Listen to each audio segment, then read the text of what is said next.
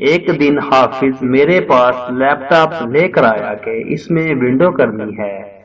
میں نے کہا میرے گھر پکڑا دو، میں کسی وقت فارغ ہو کے ونڈو کر دوں گا۔ وہ میرے گھر کی طرف جاتا ہے، مگر راستے میں 2-3 محلے کے لڑکے ملتے ہیں۔ بات چیت کے دوران پتہ چلنے پہ انہوں نے حافظ کو کہا کہ لیپ ٹاپ ہمیں دے دو، ہم ونڈو کر دیں گے۔ پھر کئی دن تک لیپ ٹاپ واپس نہ ملا۔ ادھر حافظ پریشان ہوا کہ ابو نے پوچھا تو کیا جواب دوں گا کہ لیپ ٹاپ کہاں ہے۔ اسی پریشانی میں وہ بیچارہ بار بار ان لوگوں سے لیپ ٹاپ کا مطالبہ کرنے لگا۔ ان لڑکوں نے حافظ کو شہر کے کنارے کی طرف ریلوے اسٹیشن کے عقب میں موجود آبادی کی طرف بلایا۔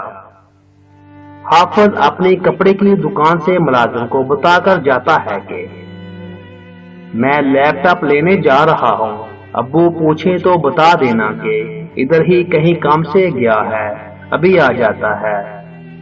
اور پھر اس کے بعد سے حافظ لاپتہ ہو گیا۔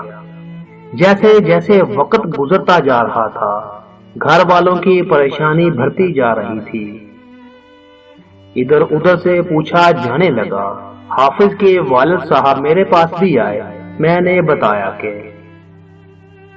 چند دن قبل آخری بار مجھ سے ملاقات ہوئی تھی۔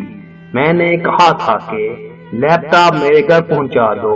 اس کے بعد میری اس سے ملاقات نہیں ہوئی اور نہ ہی لیپ ٹاپ میرے گھر پہنچا۔ بلا آخر تھانے میں رپورٹ درج کرائی گئی اور مشکوک افراد کی گرفتاریاں شروع ہوئی۔ صبح فجر کے بعد میں نے حافظ کے والد صاحب کو فون کیا تو اس طرف سے ان کی روتی ہوئی آواز سنائی دی کہ ظالموں نے ایک لیپ ٹاپ کے پیچھے میرے بیٹے کو ہی شہید کر دیا ہے۔ ریلوے اسٹیشن کی عقبی کالونی سے حافظ کی لاش برآمد ہوتی ہے، جس کو نا تجربہ کا 9 عمر قاتلوں نے برآمد ہو جانے کے ڈر سے پہلے تو اسے جلانے کی کوشش کی، پھر اس کے 3 ٹکڑے کر کے کسی بوری میں ڈال کے دریا وغیرہ میں پھینکنے کا منصوبہ بنایا، مگر وہ کسی وجہ سے ایسا نہ کر سکے اور لاش وہیں اسی مکان میں چھوڑ کر فرار ہو گئے۔ ہمیں اطلاع ملی تو ہم لوگ یعنی میں اور میرا چھوٹا بھائی عمیر اور ہمارے ایک دوست ہم ہاسپٹل پہنچے، جہاں پوسٹ مارٹم والے شعبے میں اس شہید حافظ کی کئی حصوں میں منقسم لاش موجود تھی۔ کافی لوگ اور بھی جمع تھے، مگر بہت کم لوگوں میں ہمت تھی کہ کئی دنوں کی پڑی اس لاش کو، جو کہ کافی حد تک جل بھی چکی تھی اور ٹکڑوں کی صورت میں تھی، دیکھ پاتے۔ میں نے اور چھوٹے بھائی نے کچھ احباب کی مدد سے ہمت کر کے جس طرح بھی بن پایا اور موقع پر سمجھ میں آیا اس کو غسل دیا اور اس کو کفن دے کر تابوت میں منتقل کر دیا۔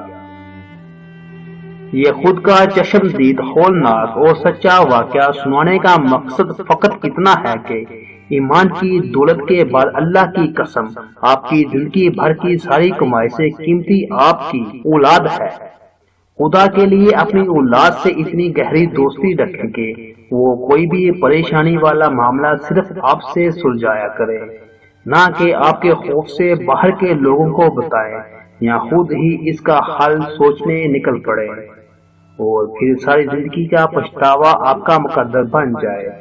کاش کے والدین کے حقوق کے ساتھ ساتھ اولاد کی بھی اسلامی حقوق کی تشریح کی جا سکے۔